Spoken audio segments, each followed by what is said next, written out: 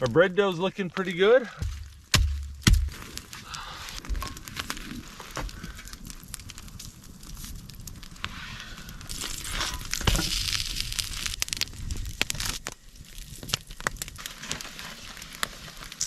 Got a little jar full of powdered tang. If you guys grew up in the 90s, or if you live in Alaska, you probably know what tang is. But hot tang is very much a thing here.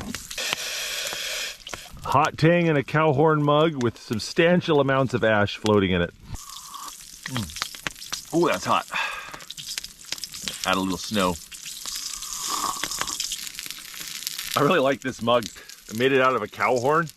Super easy. It's not the most practical backpacking cup, but it looks awesome. All right, I got some little packets of honey here.